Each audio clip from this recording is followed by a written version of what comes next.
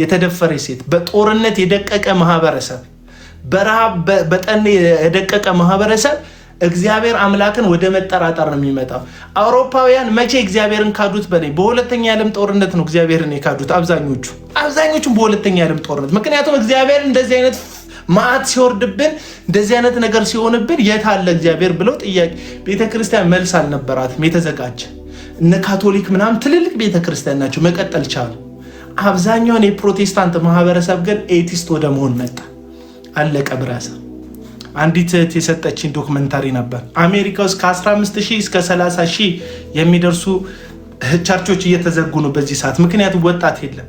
ዶክመንታሪው ላይ ሳይ የመጨረሻ የጌታ እራት የሚበሉ ሰዎች አየሁ። ኮሜንቶች አይታየኝም። ጀርሚ ኮሜንት ጽፈዋል ግን አይታየኝም። ስልኬ እንትና ግላለች እንደ ቀለመ ወርቅ ስልኬ እና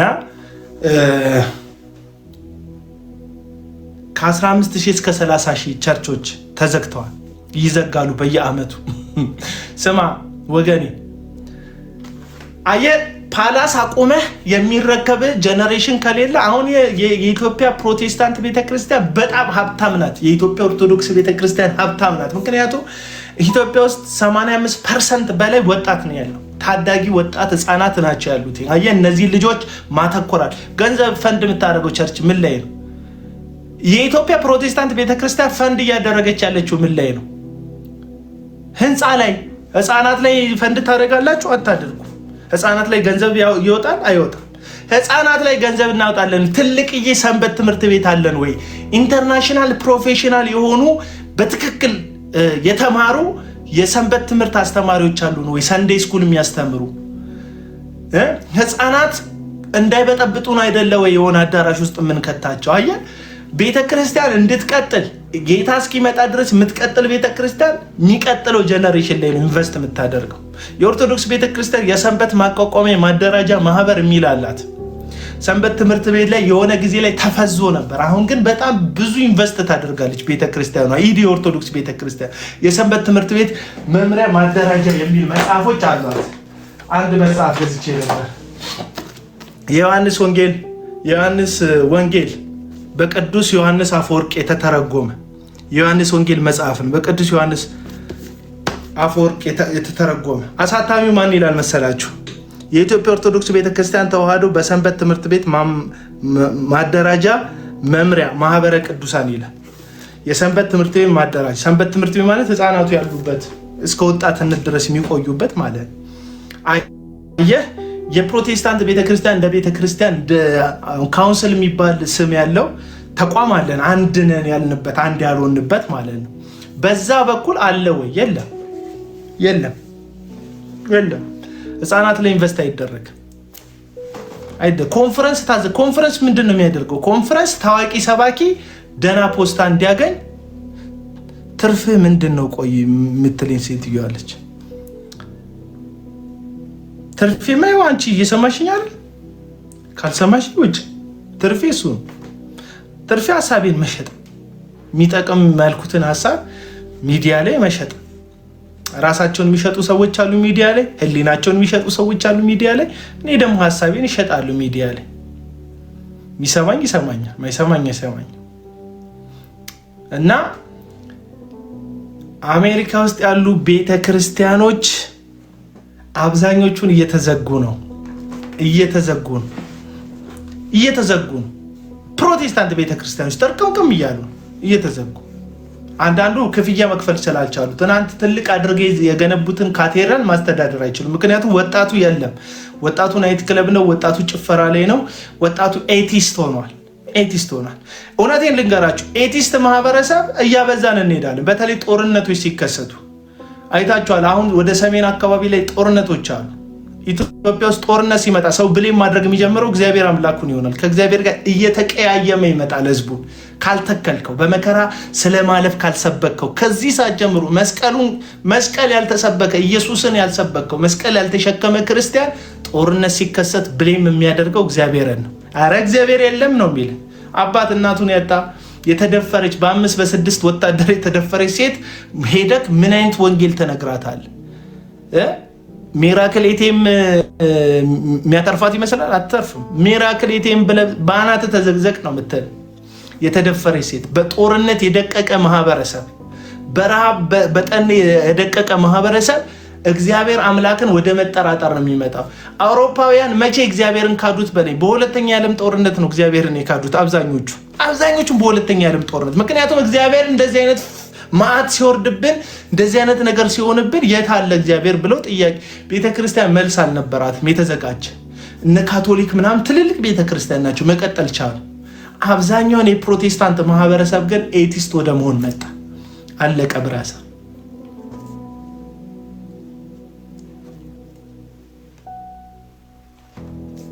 ኤቲስት ማህበረሰብ ከማፍራታችን በፊት አሁንም መስቀሉ ስለ መስቀል ለዚህ ነው ሐዋርያት ያስተማሩት በመከራ ስለ መጽናት ነው። በመከራ ስለ መጽናት ድንገት መከራ የመጣበት ፕሮቴስታንት ሆነ ክርስቲያን ሆነ ማንም ኦርቶዶክስም ሆነ ድንገት መከራ ሲመጣ በአምላክ ላይ እንድትጣበቅ የሚያደርግ በመከራ መጽናትን ከተሰበክ ነው። አለቀ። የዚህ የዕብራውያን ጸሐፊ ሲናገር ምን ይላል? እሱ ተፈትኖ ምን ብለዋል? አልፏል። ነውርን ንቆ በመስቀል ታግሶ አልፏል። ስለዚህ የዕብራውያን ተደራሲዎችን ምን ይላቸዋል? የዕብራውያን ጸሐፊ ኢየሱስ እንኳን በመከራ ተፈትኖ ያለፈ ነው። እናንተ የምታልፉበትን መከራ የሚረዳ ሊቀ ካህን ነው። በመከራችሁ ብትጸኑ ብትታገሱ የእግዚአብሔርን መንግስት ትወርሳላችሁ። እሱ በአብ ቀኝ ተቀምጧል።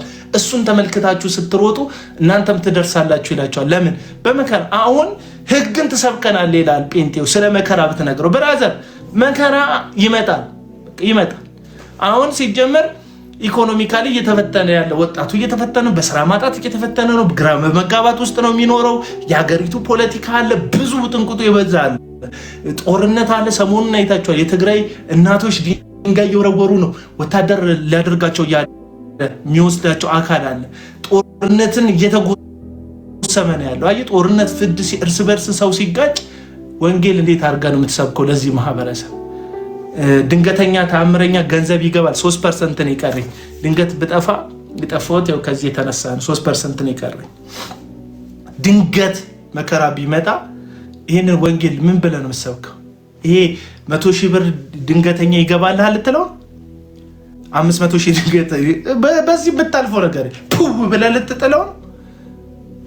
የሚባል አይደለም።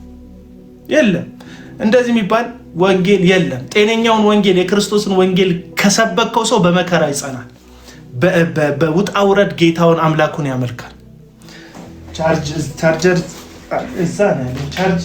ቻርጅ ይሰራል። እስቲ ቆይ ሞክር።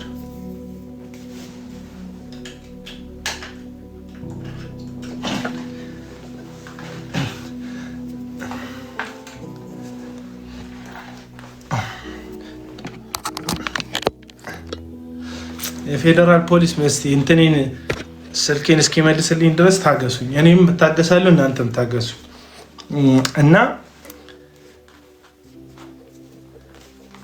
እና ይሄንን ህዝብ እንዴት አድርገን ወንጌል የምሰብከው? ቻርጅ እያደረገልኝ ነው። ይሄን ህዝብ እንዴት ነው የምሰብከው? ማን ይሰማሃል? አሁን ቅንጦቱን ድሎትን ነው መስማት የሚፈልገው ሰው። ኢየሱስን ራሱ ስትሰብካቸው ሰዎች መቀበል የሚፈልጉት ኢየሱስ አሳዝኗቸው ነው። እንዴት እንደተገረፈ ስትነግራቸው ያለቅሳሉ። እንዴት እንደተጎዳ ስትነግራቸው አዝነውለት ነው የሚቀበሉት ኢየሱስን። አብዛኛውን አንዳንዱ ሰዎች የሚሰብኩትን አዝነህለት፣ እሱ አዝነህለት አይደለም፣ ለራስ አዝነ ነው የምታምነው ኢየሱስን። እሱ የነገስታት ንጉስ ነው። ኃጢአትን በመስቀል ላይ ቸንክሮ ሞትን ደግሞ ድል አድርጎ የሞትን መውጊያ ሰብሮ የተነሳ አምላክ ነው። በመከራ የጸና ጌታ ነው። ስለዚህ ኢየሱስን የሚከተሉ ሰዎች በመከራ ይጸናሉ፣ አይልፈሰፈሱም። በመከራ ጊዜ አይስለመለሙ። ገባ? የሆነ እንደዚህ ልፍስፍስ አይሉ። ለዚህ ነው መታሰር፣ ማጣት፣ ችግር ሲመጣ እንደ ሙሉ ደስታ። ለዚህ ነው የሚያልፍባችሁ መከራ እንደ ሙሉ ደስታ ቁጠሩት። እኔ አይደለም ያልኩ ጳውሎስ ነው። መከራ እንደ ሙሉ ደስታ ቸርች ውስጥ ይሰበካሉ ወይ? መከራ እንደ ሙሉ ደስታ ይሰበካሉ ወይ? ቸርች ውስጥ አይሰበክም። ምንድነው የሚባል? ወንጌል ምን ሆኗል? ቀድሞ ድሃ ነበርኩ አሁን ሀብታም ሆኛለሁ። ሀብታም ሆኛ ነው ወንጌል ለአብዛኛው ሰው አይደለም። የመጽሐፍ ቅዱሱ ወንጌል ድሮ ተስማምተው ከምትኖረው ይሄ ሰይጣን ከኋላ ሆኖ ከሚነዳው ጨለማ ዓለም ነፃ በክርስቶስ ወጥተህ የዛ ጨለማ ጠላት የመሆን ነው መጽሐፍ ቅዱሳዊ ክርስትና። የጨለማ ጠላት ትሆናለህ፣ የኃጢአት ጠላት ትሆናለህ። ለዚህ ነው ጳውሎስ ገና ከኃጢአት ጋር ደምን እስከ መፋሰስ ድረስ አልታገላችሁም ይላል። ገና ከኃጢአት ጋር ደም እስከ ማፍሰስ የሚለው ኃጢአትን አግኝተህ ደም ታፈሳለህ ነው አይደለም። ኃጢአትን እምቢ ስትል ነውርን ስትንቅ የሚደርስብህን መከራ ጥልቀት ለማሳየት ነው። አለቀ። ክርስትና በመከራ መፈተን ነው፣ በማጣት መፈተን ነው፣ በሰይጣን መፈተን ነው፣ በዚህ ዓለም እርኩሰት መፈተን ነው። በዛ ሁሉ እምቢ ማለት ነው። ማንን? ኢየሱስን አይተህ አለቀ በቃ። አሁን እኮ የለም እኮ ምን አይነት ስብከት ነው የምትሰማው? ዝም ብለህ ስብከቶቹን ስማው። እንዴት ጸዴ ጣፋጭ ስብከቶች እንደምትሰማ ሮማንቲክ ስብከቶች ነው የምትሰማው። ኢየሱስ ከመጣ በኋላ ህይወቴ ምን አለ?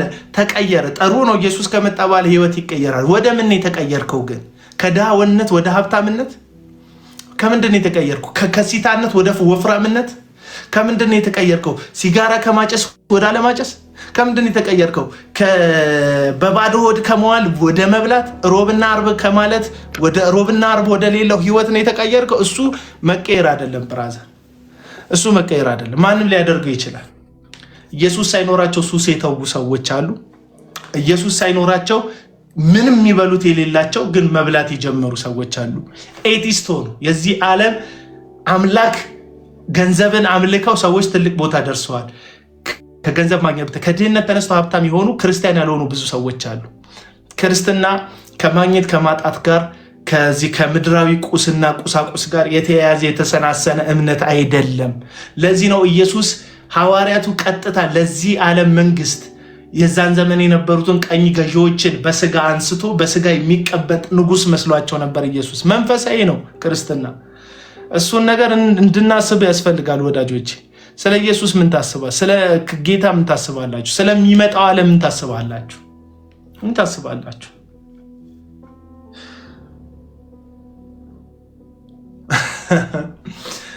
ምን ታስባላችሁ?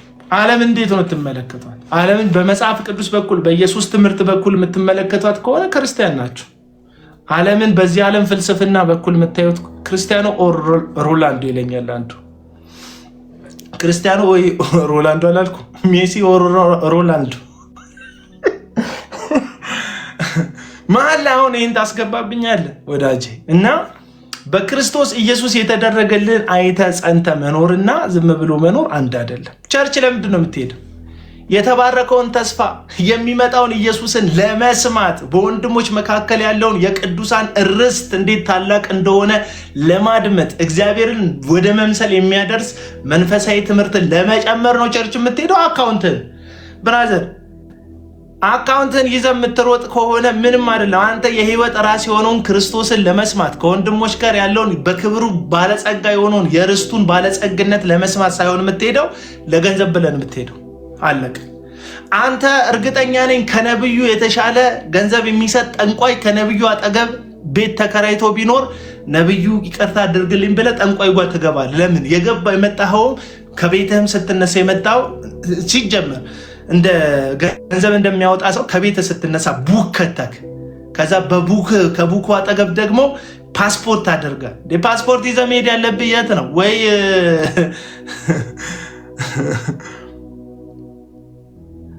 እውነት ነው።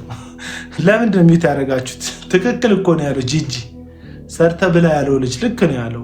እኔና ራሱ ቢሆን ልክ ነው። መልእክቱ ጥሩ ነው ያለው። በእውነት ቆንጆ መልእክት ነው። አንሚዩት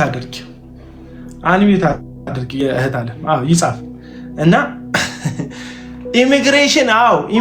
ኢሚግሬሽን ወይም ኤምባሲ ነው እንትንህን ይዘህ መሄድ ያለብህ። ማስመቼ ይዘህ መሄድ ባለፈው አይታችኋል። ደርድሯቸው እንዴት ቂል እንዳደረጋቸው ኑ ብሎ ሁሉም ጉዳያቸውን እያመጡ የቸርች ማህተብ ይመታላቸው። ለምን? እሱ መንፈሳዊ ባለስልጣን ስለሆነ የእሱ ማህተብ። ብራዘር ማንም አይሰማም። አንተ እሱ አሜሪካና ወረፋ ይዞ የኮቴ ከፍሎ ህጋዊ በሆነ መንገድ እየሞከረ 4-5ኛ ጊዜ ፌል አድርጎበታል። ምንድነው የሚነግራቸው? እሱ ማህተም ያደረገለት ሰው በመንፈሳዊ ባለስልጣን ስለሆነ አውቶሪቲ ስላለው እሱ ማህተም የሚደረግለት ነገር ሁሉ ነገር ያልፋል ብሎ የሚያስተምራቸው። በዚህ ነው ያክል እንትን ብላ በዚህ ነው ያክል ማህተም ከቸርች ይመታል። የጀመሩት እነማን እንደሆኑ እናውቃለን። ዮናታን አክሊሉ የሆነ ጊዜ ላይ ልማድ ነበረው ቸርች ውስጥ ይጽፍልሃል። ከዛ ራሱ ማለት ነው። ለምን እኛ ያልነው ነገር ይፈጸማል ይሆናል የሚል የጅል ትምህርት አላቸው። አንተ የምትለው ከሆነ ነገ ቅዳሜ አይደለም በል፣ ነገ እሁድ አይደለም በል፣ ከሆነ ነገ ስራ የለም በል። ምንም አንተ ያልከው እንደማይፈጠር እንድታቅ ብዬ ነው። የወንድሞች ከሳሽ ተጥሏል እያለች ነው። አሜን። አዎ ተጥሏል። የወንድሞች ከሳሽ ሰይጣን ዲያብሎስ ነው ተጥሯል። እሱ ደግሞ ራሱን ለማንሳት የሚንተፋተፈው ማይክ በያዙ ሐሰተኞች በኩል ኢየሱስ ክርስቶስን መጽሐፍ ቅዱስ ባልሰበከው መንገድ እንዲሰበክ በማድረግ ነው። ያንተስ ይፈጸማል? የኔ በፍጹም አይፈጸምም፣ የእግዚአብሔር ይፈጸማል እያልኩ ነው። አለቅ። የኛ እንዴት ሊፈጸም ይችላል? አይፈጸምም። የኛ ምንም ሊፈጸም አይችልም። እኛ ተስፋ የምናደርግ ነን። የእግዚአብሔርን ነገር በተስፋ የምናፍቅ በመቃተት የምንናፍቅ ነን። በጸሎት የምንናፍቅ እግዚአብሔርን ለመምሰል በጸጋው በኩል የምንበረታ ሰዎች ነን። የተለየን ያደረገን የእግዚአብሔር ልጅ መሆናችን ደግሞ የተለየ ያደረገን ከእግዚአብሔር ጋር ህብረት እንድናደርግ አባ የምንልበት መንፈስ ቅዱስ ስለተሰጠ ነው። ይህ መንፈስ ግን ትዕቢተኛ አያደርግም። አንዳንድ ሰዎች ይገባኛል፣ እኔ ራሱ ትዕቢተኛ እንደምመስላችሁ። 4 ነጥብ አድርጎ ማውራት ነት አይደለም። 4 ነጥብ አድርጎ ማውራት አይደለም። በአመጽ ላይ መቆጣት፣ ሐሰትን ሐሰት ማለት፣ ሐሰተኛውን ሐሰተኛ ማለት ትዕቢተኝነት አይደለም ወዳጆች። የዋህነት የተተረጎመበት ትርጉም ስህተት ስለሆነ በብዛት አብዛኞቹን የዋህነት የሚመስላችሁ ድምፅን ማለስለስ ከዛ በኋላ ለአመጹም ኮምፕሮማይዝ ማድረግ እንደሱ አይደለም የዋህነት። እና ወዳጆቼ በጌታ የሆናችሁ ቤተክርስቲያናችሁ ስንት ጊዜ ኢየሱስ ክርስቶስን ሰብካቸዋለች? የምር ትወዱታላችሁ? ጌታ ኢየሱስ ክርስቶስን መውደድ የምር መውደድ ምን ማለት? ብትወዱኝ ትእዛዜን ፈጽሙ። ኢየሱስ ያስተማረው ትምህርት ነው። ምን ይፈጸማል? በቃ አጭርና አጭር ነው ትእዛዝ። ውደድ የሚል ነው። ባልንጀራዬ ማን ነው ብላችሁ ጠይቁኝ። ባልንጀራዬ እዩ ጩፋ ወይም ሐሰተኛ ሌላ ነቢያት ትጠላቸዋለህ? አልጠላቸውም። እነሱ ውስጥ የሚሰራውን ግን የስህተት አሰራርና ጨለማ እጅግ በጣም እጸየፈዋለሁ። ስለዚህ ሁልጊዜ ምን እላለሁ? በእነሱ በኩል የሚሰራውን ጨለማ ብርሃን ሊመስል እናንተ፣ ለእኔ ግን ጨለማ ነው የሚታይ። አለቀ። የክርስቶስ ኢየሱስ የሆነው ብርሃን ራስን ባለጸጋ እንድታደርግ፣ የዚህን ዓለም ሲሳይ እንድትናፍቅ፣ በካልሴ ከለር መኪና ይኖራል እያልክ እንድትፋንን የሚያደርግ እንደዚህ አይነት ትምህርት የሚያስተምር ብርሃን የለም። ሐዋርያት ውስጥ የነበረ ብርሃን ራሳቸውን ለምእመን እንዲሰጡ እንደሎሌ እንዲያገለግሉ ነው ያደረገው። አለቀ። ጳውሎስ ሐዋርያ ሰው ልከብድባችሁ ሲገባኝ ግን አለቀ። ጳውሎስ የነበረው አገልግሎት እንዴት ነበር ከምእመኑ ጋር ካላችሁ? ልብሱ እንዲነካ ሐሰተኛ ጠንቋዮች ጅንን ብለው መጽሐፍ ቅዱስ ይዘው ጸሎት ካለቀ በኋላ ዝማሬ ሲዘመር ካሜራው ሁሉ ወደ እነሱ እየዞረ መንፈስ ቅዱስ የገባ ይመስል ሁሉም ሰው እነሱ ላይ ትኩረት እንዲያደርግ በሚያደርግ ስታዲየም ሲገባ ደጋፊዎቹ ልብሱን ለመንካት እንደሚቋምጡት እነዩ ጩፋ በመድረኮቻቸው መሃል ሲያልፉ ልብሳቸው እየተነካ እንደሱ አይነት አይደለም የነ ጳውሎስ አገባ። ይሄ የነ ጳውሎስ ትምህርት እንዴት ነው ያስተማሩት? በሉ በሳጠራ እያመለጠ በመርከብ አደጋ እየተፈተነ በድንጋይ እየተወገረ በመከራ እያለፈ ሐዋርያ ነኝ የሚል የከበደውን ስም ለጥፎ እኮ ከከተማ የማይወጣ ጸጉሩን በቀን በሳምንት 6 ጊዜ የሚስተካከል ሱፉን አድርጎ በየካፌው ቂኒ የሚል ግለሰብ ሐዋርያ የሚል ታፔላ ለጥፏል። አዋራ ነክቶት አያውቅም፣ ፀሐይ ነክቶት አያውቅም። ለዛውም አንጥፉልኝ አራግቡልኝ የሚል አይነት ሐዋርያ ማለት ነው።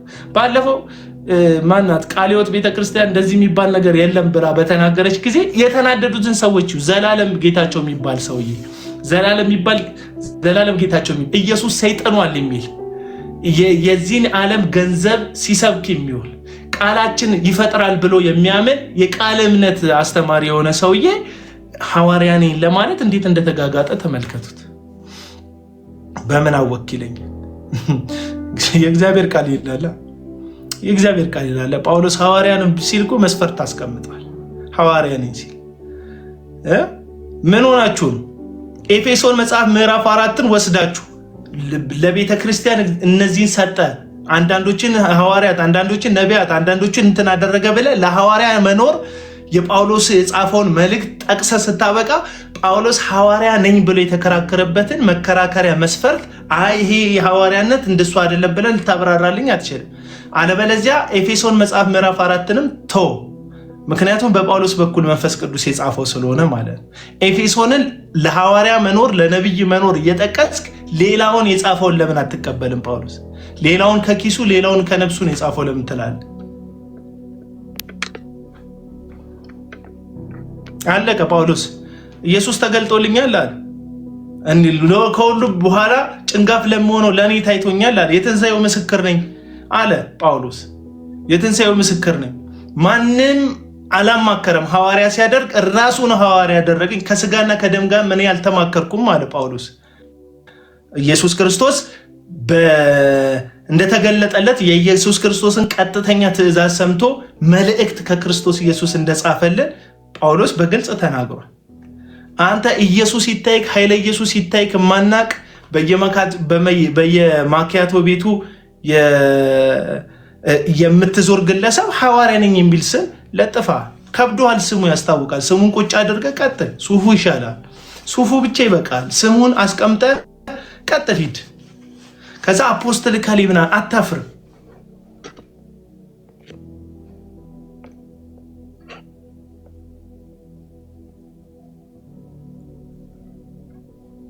አለቀ። የተባለውን ሰምታችኋል። ክርስትና መሰረቱ ተመስርቷል። አዲስ መሰረት ማንም አይመሰርትለትም። በሐዋርያት በነቢያት ላይ ተመስርተናል። አለቀ በቃ። የምታንጽ ከሆነ ታንጻለህ። በመሰረቱን አትቀይርም።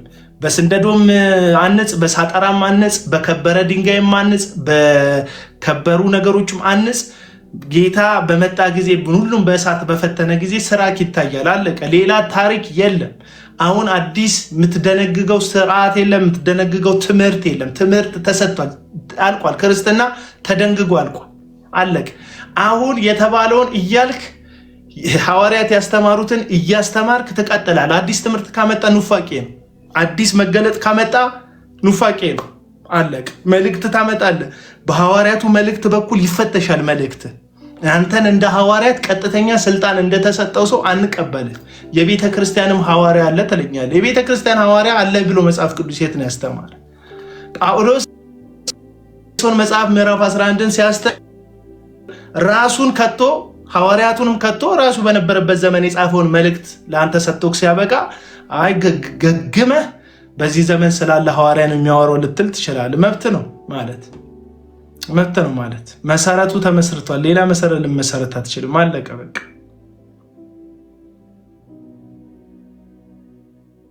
ጀርሚ ሰላም ላንተ ይሁን። ብዥ እያለ ቆይ በኋላ ልክልሃለሁ እንዴት እንደሚታይ በራእይ ነው የሚታይ አለ ጀርሚ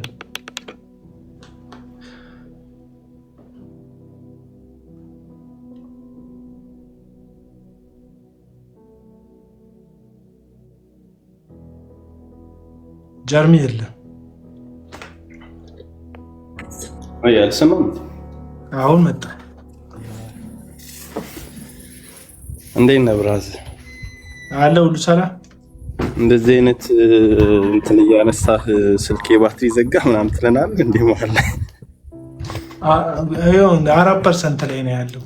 ጠዋት የደረሰባቸው አደጋ አሁን ቢፈነዳ ጌታ የሐዋርያት የነቢያት ጌታ እንትን አፈን መንፈስ የሚገርም ሀሳብ ነው ያነሳው። ምንም ማለት እውነት ለምን ይሄን መረዳት እንደከበደንና በዚህ ደረጃ በምኞታችን ተስበን እንደጠፋን ነው እንጂ ግራ የሚያጋባው ምንም ሀሳቡ ስህተት እኮ ኖሮት አይደለም።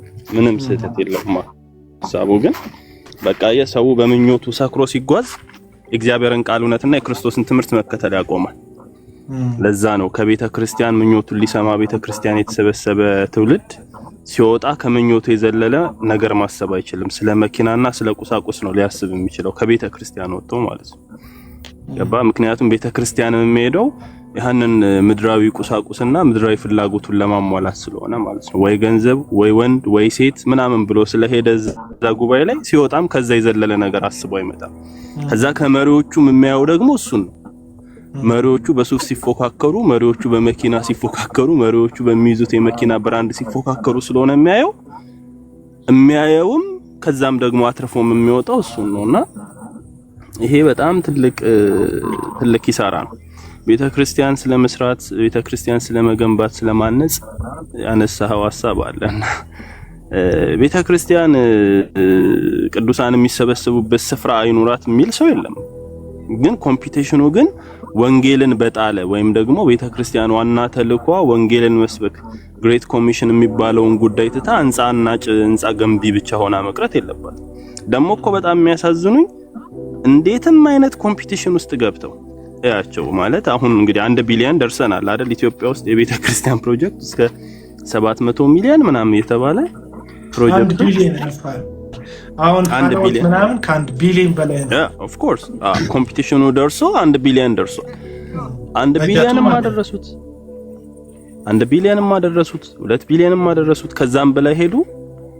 ከሰፊ አዳራሽና የሆነ ብዙ ሰው ከሚሰበስብ የሆነ መጋዘን የዘለለ ግንባታ ይገነቡልን። የተለየ የሆነ የሚያምር ውበት ያለው አውሮፓና አሜሪካ ወይም ደግሞ እንደምናየው አይነት ካቴድራል እኮ አይሰሩልን። በጣም ይሰሩልን የሆነ 10,000 ሰው ሊይዝ የሚችል ትልቅዬ መጋዘን ሊሰሩ ቢችሉ ነው።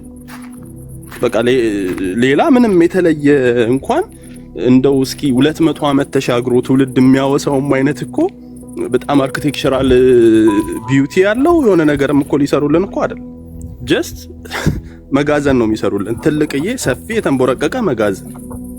ኦኬ ግን መማር ብንችል አውሮፓ ውስጥ ያሉ በጣም ትልልቅ ጃይንት የሆኑ ቤተክርስቲያኖች በጣም በዛ ዘመን እንደዚህ ተሰሩ ብለህ የምታስባቸው ከ200 ዓመት ወይም ከዛም በላይ የተሰሩ ህንጻዎችን ስታይ በጣም የሚያምሩ ህንጻዎች ከቱሪስት መስህብነት የዘለለ ቦታ የላቸውም።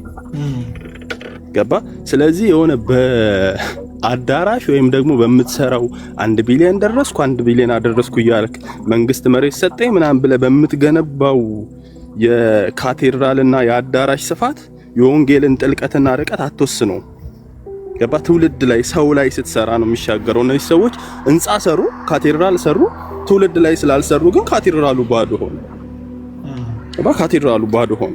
ትምህርት ስላልተሰራባቸው ሰዎቹ ጠፉ፣ የሉም። አሁን የሚወራውን አይነት አንዳንዱ ሊሳለቅበት የሚሞክረውን አይነት እንትን ቤተክርስቲያን በጨረታ ተሸጠ፣ ካዚኖ ቤት ገዛው ምናምን የሚባለው ኖር የምትሰማው ትውልድ ላይ ስላልተሰራ ነው። እንዴት በዘመናችን ይሄንን አይተን እንደውም እኮ ምንድነው የሚባለው ሌትስ ካሜራ አድቫንቴጅ ይባላል አይደል? በመጨረሻ የመጣ ሰው የፊት ያሉትን ሰዎች ውድቀትና ትርፋይቶ አድቫንቴጁን ወስዶ ይሄዳል። እንዴት ነው እነዚህ ሰዎች አይተው ከዛ አድቫንቴጅ ወስደው ኖ እኛ የሚያስፈልገን አሁን ህንጻ መገንባት አይደለም፣ ትውልዳችን ህንጻ አይደለም የቸገረው፣ ሐሰተኞቹ ህንጻ እየገነቡለት ነው፣ ሐሰተኞቹ ሰፋፊ አዳራሽ እየሰሩለት ነው። እዛ አዳራሽ ውስጥ ሄዶ የሚሰገሰገውን ትውልድ ለመታደግ ትምህርት ነው የሚያስፈልገን። ገባ? ትምህርት ነው የሚያስፈልገን። መሰረታዊ ክርስትና ትምህርትን ወንጌልን ነው መስበክ ያለብን፣ ወንጌልን ነው ማስተማር ያለብን ብለው ጤነኛ ቤተክርስቲያኖች ወደዛ ማደግ ሲጠበቅባቸው ግን የሐሰተኞችን ፉትፕሪንት እየተከተሉ የሆነ አዳራሽ የመገንባት ውስዋስ ውስጥ ነው ያሉት። የሆነ የመኪና ብራንድ እየቀያየሩ መሪ ከመሪ ጋር መፎካከር ነው ያዙት። ያው መሪ ከተባሉ ማለት ነው የቤተክርስቲያን መሪ ብለን ከያዝናቸው መድረክ ላይ ቆመሉ መሪ ከሆነ ማለት ነው። ገባ? በስሙ ቤተክርስቲያን የተጠራለት ሁሉ መሪ ከተባለ ማለት ነው። የከሌ ቸርች ስለተባለ ኮምፒቲሽኑን ስታየው ዛሬ በለበሰው ሱፍና ዛሬ በሚለብሰው ሸሚዝ ከዛ ደግሞ አስገነባለሁ ብሎ ባሰበው የህንጻ ግንባታ ምናምን አይነት ሆነ ኮምፒቲሽን ውስጥ የሚገባ ነገ ተመሳሳይ ዛሬ ቆመን የሳቅንባቸውና ወይም ያዘንላቸውን አይነት ቤተክርስቲያን ታሪክ ነው የሚደርሰን ማለት ነው። ትውልድ የሌለበት ግን ትልልቅዬ መጋዘኖች ማለት ነው። ገባ? ትልልቅዬ መጋዘን ምናልባት እንደው ጊዜም ሰጥቶ 50 ዓመት የማይሻገር ማለት ነው። እንደው እንደ ሀገርም ቅርስ ሆኖ እንኳን የማያገለግል ማለት ነው።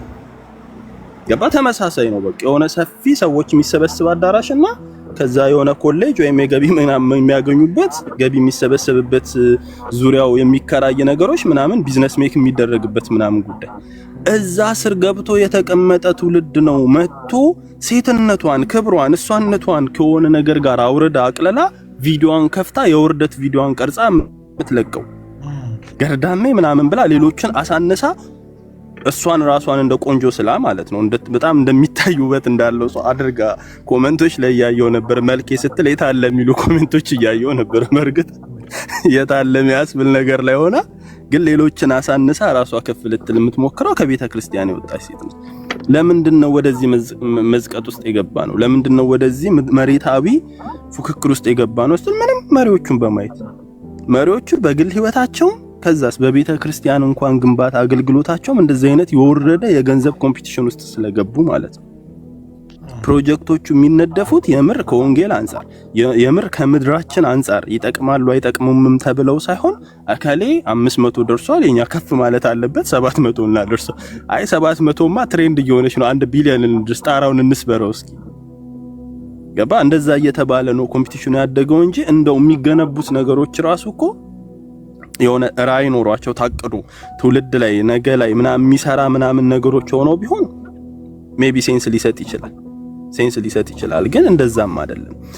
ሐሰተኛ ነቢያት ሐሰተኛ ሐዋርያት በየቦታው በስተው በጣም ህዝቡን እንደው መንፈሳዊነቱ ቅንጦት ነው። መንፈሳዊነቱ እንኳን ቅንጦት ሆኖ እንደ ሚዛናዊ የሆነ አእምሮ እንኳን እንዳለው ሰው ማገናዘብ እንዳይችል ገና ህፃናት ታቷቸው እንኳን ገና ትኩስ ታቶ የተነቀሱ ወጣት ልጆች ከቤት ወጥተው በቃ ነብይ እየሆኑ እየተነበዩባቸው ገንዘብ መጣውልህ ቼክ ሰጠው እንትን አሳለፍኩልህ እስኪሏቸው ድረስ ቂል የሆኑ ሞኝ የሆኑ ሰዎችን ማሰልጠንና ማስተማር የቤተ ክርስቲያን ድርሻ ሆኖ ሳለ እሱን ሁሉ አይመለከተኝም ብላ ሌላ ሰፊ መጋዘንና ሌላ ሰፊ አዳራሽ ለመስጠት የምትሄድበት መንገድ በጣም ነገ ላይ ዋጋ ያስከፍላል።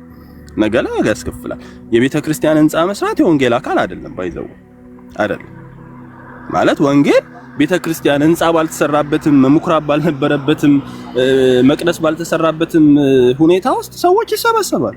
ሰው በዳስም ይሰበሰባል። እግዚአብሔር ዳስ ውስጥ ተሰበሰብክ ብሎ አልገኝም አይልም። እግዚአብሔር ይገኛል።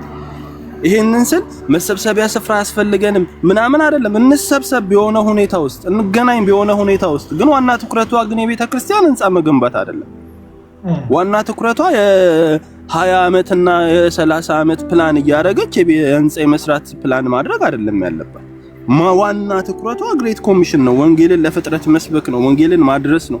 ስለዚህ ያላትን ሪሶርስ ሁሉ እንዴ ጌታ ሳይመጣ ተጠቅሜ ልጨርስ ብላ ማሳተም ያለባቸውን የሚነበቡ ፍላይቶችን መጽሐፎችን ማሳተም ወንጌል ያልደረሰባቸው ቦታዎች ላይ ወንጌል እንዲሰበክና እንዲነገር መዘርጋት እንጂ እንደ አይነት ኮምፒቲሽን እንደ አይነት የወረደ ውርርድ ቤተክርስቲያንን የሚቀብር ነው። ቤተክርስቲያንን የሚያጠፋ ነውና መሪዎቻችን በግል ህይወታቸው ኮምፒቲሽን ውስጥ ናቸው። በኑሯቸው በቤት ይፎካከራሉ፣ በመኪና ይፎካከራሉ፣ በጣም ስለወረዱ በምግብም ይፎካከራሉ። ገባ? እኔ አንዳንድ ቤተክርስቲያኖች ለማየት ሞክሬያለሁ። እዚህ ሀገር ላይ መሪው የሚቀመጥበትና ጉባኤው የሚቀመጥበት ወንበር ምንም አይነት ልዩነት የለውም። ለመሪ ተለየ ምናምን ወንበር አይደለም። መሪውም የሚቀመጥበት እዛው ወንበር ላይ ነው፣ ምዕመኑም የሚቀመጥበት እዛው ወንበር ላይ ነው። እኛ አፍሪካ አካባቢ ያለ እንትን ነው በሽታ ነው። ለመሪው የሆነ የገዘፈ ምናምን ወንበር ለምዕመኑ ደግሞ የሆነ ነገር የሚደረገው ማለት ነው። ማለት የመሪው መቀመጫና የምዕመኑ መቀመጫ የተለያየ አይደለም። የሁለቱም መቀመጫ ተመሳሳይ ነው አይደል? ማለት የሰውነታቸው። ስለዚህ ለምንድን ነው ምዕመኑ ፕላስቲክ ላይ የሚጠበሰው እሱ የሆነ ሶፋ ምናምን የሚያስፈልገው? የሱ መቀመጫ ከምዕመኑ መቀመጫ የሚለየው ነገር የለም። አያ ግን ፉክክርና ኮምፒቲሽናቸው በጣም የራቀ ስለሆነ አይረኩም፣ አይጠግሙም። በቀደም የዩ ጭፋን እያየው ነበር። በጣም ፊት ለፊት የተቀመጡ ወንበሮች ሁሉም ምቹ ናቸው። ግን ከዛ መካከል የሱ ብቻ ይሄ ቅቅብ ያለው የሆነ የንጉስ መቀመጫ የሚመስል ምን እርካታው አይበቃም ማለት ነው። እርካታው አይበቃም ማለት አይቆምም። አንተ የዶክትሬቱ የማስትሬቱ የወደፊት እጩ ዶክተር እና አይቆምም። መሪዎቹ ይሄ በገንዘብ መመካት፣ በገንዘብ ማደግ፣ ራሳቸውን ከፍ ማድረግ ያለው ፉክክራቸው ስለማይበቃ ስለማይቆም እዛ ስር ገብቶ ከነሱ ስር አሜን አሜን ብሎ የሚወጣው ሰውዬ እንዴት ዲስአፖይንት አይሆን? በዝናብ ወጥቶ የሆነ መኪና ያለው ሰው ሲያይ እንዴ በኮንፊደንስ እኮ መሪዎች እኮ እግዚአብሔርን ቤተክርስቲያን እንዴት እንደባረካት ያስተዋልኩበት መንገድ ብሎ ነው ሰምቻለሁ በጆሮዬ። እግዚአብሔር እቺን ቤተክርስቲያን እንዴት እንደባረካት ያስተዋልኩበት መንገድ አርፍጄ ስመጣ መኪና መቆሚያ ጠፍቶ ሳይ እግዚአብሔር እቺን ጉባኤ እንዴት እንደባረካት ምናምን ብሎ የሚመካ መሪ የሚመራው ቦታ ላይ ሄደህ አሜን ሃሌሉያ ብለህ ወጥተህ መኪና ለማጣት ከክርስትና ዝቅ ያልክ እንደሆንክ እንዳይሰብ። ስለዚህ የጋቷትን ነው ወጣ ያለችው። የትም ማጥቢያ ትሂድ፣ የትም ቦታ ትገኝ፣ በቃ ያልተጋተችውን አላወራችም። ገባ? እዛ ሄዳ ያየችውን ኮምፒቲሽን ነው እዛ ያየች የተሰጣትን ቦታ ነው አላት። ቦታ እኮ ማለት የሆነ ቦታዎች ላይ መድረስ አልቻለችም። እዛ ገርዳም የምትላቸው ሰዎች የተቀመጡበት ቦታ ቸርችም አልተቀመጠችም። ውጭ አይደለም ልጅነቷ የተፈጠረው። ገባ? ውስጥም ገርዳሚዎቹ ከሷ የተሻለ ቦታ አግኝተዋል። ባይዘው ገባ? ሄዳ የሆነ ቤተክርስቲያን መኪና ካላቸው የተሻለ አስራት ይሰጣሉ፣ የተሻለ መባው ኦብቪየስሊ ምንም ጥያቄ የለውም። በጣም ፓርቲሽናል ጉባኤ ስትገባ አንዳንድ ቀና የመሰሉ ፓርቲሽኖች አሉ። ለምሳሌ አንዳንድ ቤተክርስቲያኖችን ልማድ ልንገር፣ ቀና ይመስላሉ ስታያቸው፣ እውነት እኮ ነው ብለህ ግን በጉባኤ መሃል ምን ይፈጥራል? ክፍፍልን ይፈጥራል። ለምሳሌ አንድ ቤተክርስቲያን ምን ይደረጋል? አይ እኛ ቤተክርስቲያን በጣም ዝነኛና ታዋቂ ሰዎች ስለሚመጡ ዝነኛና ታዋቂ ሰዎች ደግሞ ወደ ቤተክርስቲያን ለመምጣት አንዱ እንቅፋት የሆነባቸው መንገድ ይሄ ቪዲዮ ቀረጻ ጉዳይ ነው። ቸርች ሆነው ሲገኙ ቪዲዮ ስለሚቀረጹ በቃ ስፔሻል የሆነ ሲት ተዘጋጅቶላቸዋል። ኦኬ ቀና ነው እኮ በቃ ካሜራ ውስጥ እንዳይገቡ ከካሜራ ኦፍ የሆነ ቦታ አዘጋጅተናል፣ እዛ እንዲቀመጡ እናደርጋለን። ኦኬ እንዲቀመጡ እናደርጋለን ብለው ለይተዋል። ምንም ችግር የለውም። ይሄ በጣም ቀና ነው። ነገ ደግሞ ፓርትነር የሚባሉ ደግሞ ነገ ደግሞ ለፓርትነር ይከፈላል፣ ነገ ደግሞ ለቢዝነስ ኦነሮች ይከፈላል፣ ለፓለስታኖች ይከፈላል ምናምን። ከዛ የሆነ ምዕመናችኛው አሁን የተማረረችው ሴትዮ ነገ ምንድነው የሚባለው ኦቨርፍሎ ምናምን የሚሉት ቦታ አለ አይደል? በዳስ ምናምን ያለው እዛ ጋር ትቀመጣለች ማለት ነውና እንዲህ አይነት ቀናሚ መሳስሉ ገባ የሆነ ማምለጭ የተዘጋጀላቸው ክፍፍሎች በቤተክርስቲያን ውስጥ ከገቡ በቃ እንደዚህ አይነት ትውልድ ነው። ባለስልጣኖች ስለሚመጡ ተብሎ እንደ ሲኒማ ቤት አሁን በጥቁር እንትን መስታወት እነሱ ሰባኪውን እንዲያዩ ሰባኪው ህዝቡም እንዳያቸው ተደርጎ ይቀመጣሉ። አሁን ፊውቸር እንደ ባለስልጣን ጉባኤ ውስጥ ሲገኙ እና ይሄ በጣም ያሳፍራል፣ በጣም ያሳፍራል። ኢየሱስ በምድር ላይ ሲያገለግል ቪአይፒ ኦዲየንሶች አልነበሩት። ገባ? ቪአይፒ ኦዲየንሶች አልነበሩት። ግን ቪአይፒ የሆኑ ሰዎች ግን ኢየሱስን መተው ሰምተውት ያውቃሉ አይደል? አንደኛው ኒቆዲሞስ ነው አይደለ? በቃ ኢየሱስ ለሱ የተሻለ ስፔሻል የሆነ ትሪትመንት እና ስፔሻል የሆነ መድረክ ስለማያዘጋጅለት ራሱ በማታ ተከናንቦ መጣ አይደል እንዴ? በቃ መጣና በጨለማ መጥቶ ራሱን ሰውሮ መጥቶ አገኘው። እውነትን የሚፈልጉ ሰዎች፣ ወንጌልን የሚፈልጉ ሰዎች፣ ኢየሱስን የሚፈልጉ ሰዎች ክብራቸው አይዛቸው፣ ዝናቸው አይዛቸው። ደግሞ የትኛው ዝና? ገባ? ክለብ እና ጭፈራ ቤት መገኘት ያልፈራ አርቲስትና ምናምን በእግዚአብሔር ቤት ውስጥ መገኘት ከፈራማ አይምጣ እንዴ! እንዴት ነው ለዚህ የተሻለ ኢየሱስን ለማግኘት ተብሎ ስፔሻል የሆነ ትሪትመንት የሚደረግለት? ገባ? በደም የተዋጀ ህዝብ ባለበት ሁኔታ ላይ በወንበር ላይ ይተው ለአንዱ ስፖንጅ አለው፣ ለምዕመኑ ይሄ የፈረደበት ፕላስቲክ ይኸውልህ። ደግሞ ይኸውልህ 1 ቢሊዮን ፕሮጀክት ይያዝ 10 ቢሊዮን ፕሮጀክት ይያዝ፣ ከዚህ ፕላስቲክ ወንበር እኮ እናልፍም እኮ። ምዕመን ከፕላስቲክ ወንበር እንዳያርፍ የኢትዮጵያ ምዕመን ተረግሟል። ከዛች ፕላስቲክ ወንበር ፈቀቅ አይልምና ይሄ ባለፈው እውነቱን ለመናገር አንድ ቪዲዮ ተመለከትኩኝ። ነብይ ዘነበ እንትን ሄዶ ያገለገለበት አሜሪካ ሄዶ እኔ ስለ ገንዘብ ስጠይቅ አያምርብኝም። እንደው ቸርቻችን ጌታ ባርኳት ቦታ ሰጥቷት ወደ 1.5 ምናምን ወደ 1.2 ቢሊዮን እንደዚህ ቢሊዮን እንደሆነ ቁጥሩ አውቃለሁ፣ ነጥቡን የረሳሁት ፕሮጀክት አላት። እስቲ አጨብጭቡ። ቤተክርስቲያን እንደዚህ ራሱ ይሄንን ብር መጥራቷ ምናምን ብሎ አስጨበጨበ እና ከ15 ከ30 ደቂቃ በላይ ለሃሎት ቤተክርስቲያን መዋጮ እንዲያዋጡ ልባቸውን ሲያለሰልስ አየሁት እና መልእክተኛውን ከመልእክት የሚያስጥል ይሄ ግንባታ የሚባለው ነገር በቃ መልእክተኛውን ከመልእክት የሚያስጥል ሰው የእግዚአብሔርን መልእክት ይዞ ውቅያኖስን ተሻግሮ የእግዚአብሔርን ቃል በንጹህ እንዳልከብድባችሁ ብሎ ጳውሎስ በእጄ የደከምኩ በመካከላችሁ እንዳሳለፍኩ እናንተ ሁላችሁ ታውቃላችሁ፣ አንዳች ነገር ምናምን የለኝም ይላል ጳውሎስ በየመልእክቶቹ። በእግዚአብሔርም በእናንተ ፊት ሕሊናችን ንጹህ ነው ይላል፣ በድፍረት ይናገራል። ምክንያቱም ወንጌልን እንዳይቀበሉ ልባቸውን የሚይዝ የትኛውንም ነገር አያደርግም ጳውሎስ። ምክንያቱም ዋናው ዓላማ ወንጌል ስለሆነ። አየክ አሁን ቀድሞ ሲሰብኩም ሲገስጹም ሲያስተምሩ የምናውቃቸው ሰዎች ይሄ ግንባታ ከስብከት አናጥቧቸዋል። ከመስበክ ደቂቃቸውን ለልመና ለምጽዋት ለመሰብሰብ ገንዘብ ለመጠየቅ ሰዓታቸውን እንዲያባክን ምስባክ ላይ ማለት ነው አድርጓቸዋል። ይሄ የኛ ብቻ አይደለም። ኦርቶዶክሳውያን ወጣቶችም ይህንኑ ሀሳብ እያስተላለፉ ነው። ካያችሁት ሚዲያውን ሁሉ ግንባታ ግንባታ ግንባታ ግንባታ የሚል ነው። እንትን ቤተክርስቲያን አያልቅም። ግንባታው ደግሞ ቶሎ እንዳያልቅ ተደርጎ ነው የሚሰራው። የድረስ ቶሎ የተሰሩትም አዳራሾች አሁን የጥላውን ቤተክርስቲያን 2 ዓመት እንኳን አልሞላውም በቅጡ። ግን በቃ እናፍርሰው ምናምን ሲል ሰምቻለሁ። አሁን አፍርሰን ሌላ እንሰራለን ጠቦናል ሲል ትሰማል። እና 3 ዓመት ምን ያህል ሰው አስጠምቆ ምን ያህል ምእመን በስብከት አምጥቶ እንደሆነ ጌታ ነው የሚያውቅ። ምክንያቱም በቃ ኮምፒቲሽን ነው፣ እርካታ የለውም። ዛሬ የ10,000 ሰው አዳራሽ ትሰራለን፣ ከ10,000 ሲያልፉ ይቆጫል። ምን ነው አስፍቸው በሆነ ኖሮ ብለህ የምትቆጭበት ነው። እና እኔ አሁን የሚመስላቸው ጴንጤ ቦታ ስላገኘ የሚያንገበግበን የሚደብረን የሚመስላቸው ሰዎች አሉ። ሲሰሙ በተንሻፈፈ ልብ የሚሰሙ እንደው ወደዛ እውነቴን ነው የምላችሁ ወደዛ ወደ ሰማያዊው ምንድን ነው ሰማይ ምን ውስጥ ነበር የምናመልከው ድሮ? ምንድን ነው የሚባለው? ይሄ ምን ነበር የሚባለው? አፌ ላይ ምንድን ነው? ጨርቅ ነው ምንድን ነው? ድሮ ሸራው። እውነቴን ነው የምላችሁ ወደ ሰማያዊው ሸራ ተመልሰን ያ ንጽህና ያ የእግዚአብሔርን ሕልውና የምንፈልግበት ያ በሞኝነት ጌታን ብቻ የምንዘምርበት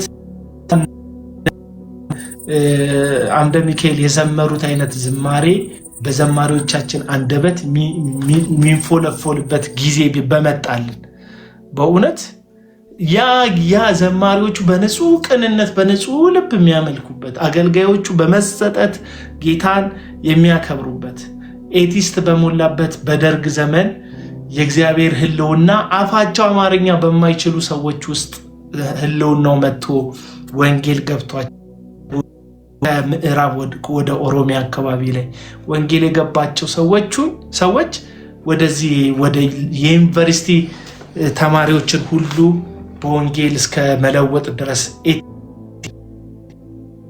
ማርክሲዝም ብትል ሌኒኒዝም ብትል ፍልስፍና ዓለምን ሞልቶ በሚያንቀጠቀጥ ነው ዘመን በጣም ብዙ ሰዎች እግዚአብሔር የለሽ በሆኑበት በዩኒቨርሲቲ ውስጥ አዲስ አበባ ልጆች እንዲነኩ ያደረገ ሙሉ ወንጌል እንድትመሰረት ምክንያት የሆኑ በጣም አገልጋዮችም ነበሩ እና አሁን ትልልቅ አዳራሽ አለን፣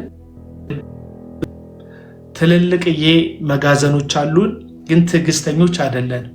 ጴንጤ በቁጥር ወደ ማመን መጥቷል፣ በስልጣን ወደ ማመን መጥቷል። ፕሮቴስታንት ማህበረሰብ ሁሉንም እያልኩ አይደለም፣ አልፎ አልፎ ያለው አሁን ሶሻል ሚዲያ ያለው ማህበረሰብ እንደዛ ነው፣ በስልጣን ይመካል። እኛ ነው ጊዜው አይነት ሙድ ያራምዳል።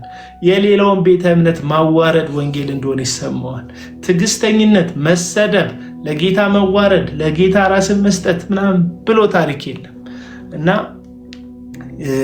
ያንን ነው እኔ እንደው ጌታ ወደዛ የዋህነት ወደዛ ቅንነት ሳይሆን ኖረው ወደ ሰበኩት ወንጌል መመለስ ብንችል ደስ ይለኛል። በኑሮ ጴንጤኮ አይሳደብም፣ ጴንጤኮ አይጠጣም፣ ጴንጤኮ ታማኝ ነው፣ ታጋሽ ነው። ሲሰደቡ በንዴትና በልህ ሳይሆን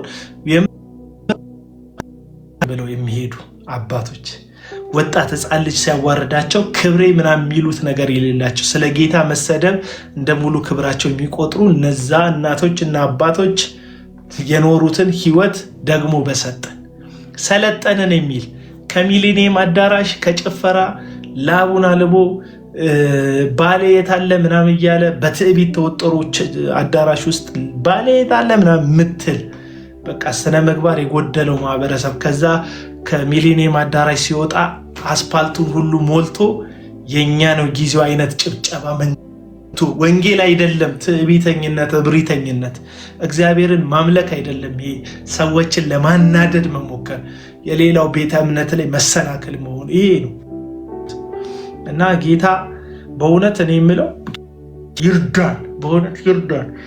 ወደ ጣልነው ጽድቃችን፣ ወደ ጣልነው የእግዚአብሔርን መፍራታችን እግዚአብሔር ይመልስ።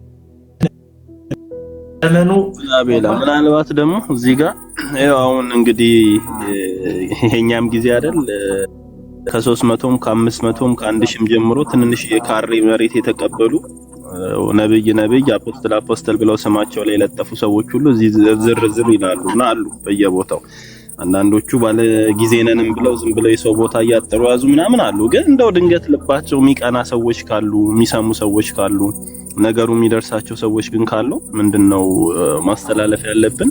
እንደው ፕሮጀክትም ቢኖራችሁ እግዚአብሔር እንደው የምር በዚህ ዘመን ጊዜ አምጥቶልን እግዚአብሔር እድል ሰጥቶን ስፍራ፣ ቦታ፣ መሬት እያገኘንም ያንን ነገር ከወንጌል አገልግሎት አንጻር ብቻ ማሰብ መቻል ማለት ለምሳሌ ቤተክርስቲያን ባገኘችው ስፍራ ላይ ምንድነው የምትሰራው?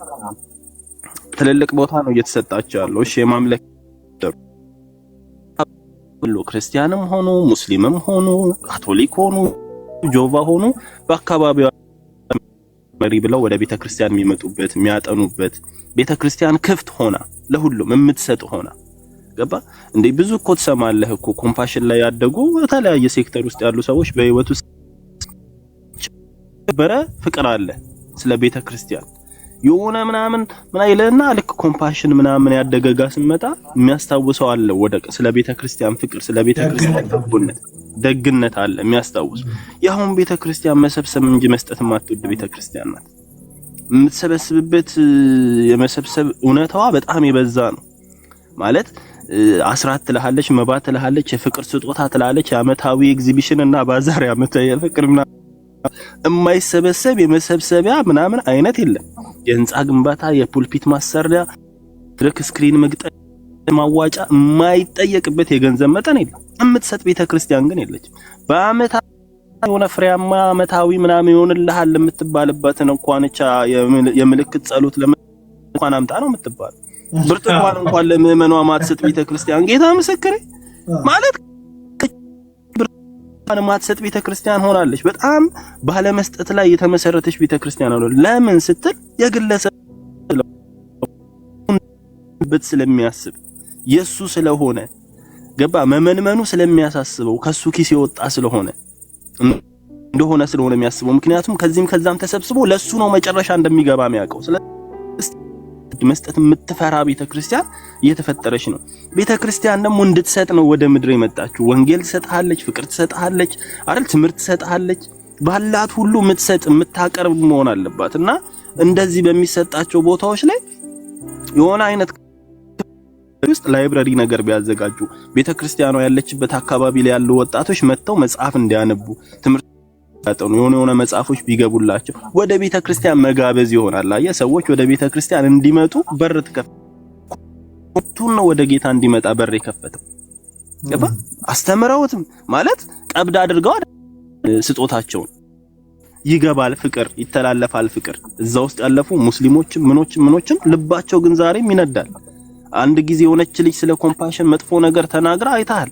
ክርስቲያን ያልሆኑ ወይም ደግሞ በጴንጤ ያልሆኑ ኦርቶዶክስ የሆኑ ምን የሆኑ ሰዎች ነበሩ ዲፌንድ ያደረጉ ቪዲዮ ሲሰሩ የነበረው። ለምን ያውቁታል እዛ ውስጥ የተካፈሉትን ነገርና የአሁኗ ቤተክርስቲያን በጣም ታሳጋኛለች፣ ታሳስበኛለች። መቀበል ላይ ብቻ የተመሰረተች የምትቀበልባት ቀዳዳ በየጊዜው የሚሸነቆርባት ቤተክርስቲያን፣ ገንዘብ ለመሰብሰቢያ የሚሆን ችግር ማታጣ ቤተክርስቲያን፣ ለመስጠት የሚሆን ግን አቅም የሌላት ቤተክርስቲያን፣ ካዝናዋ ግን ሙሉ የሆነ ቤተክርስቲያን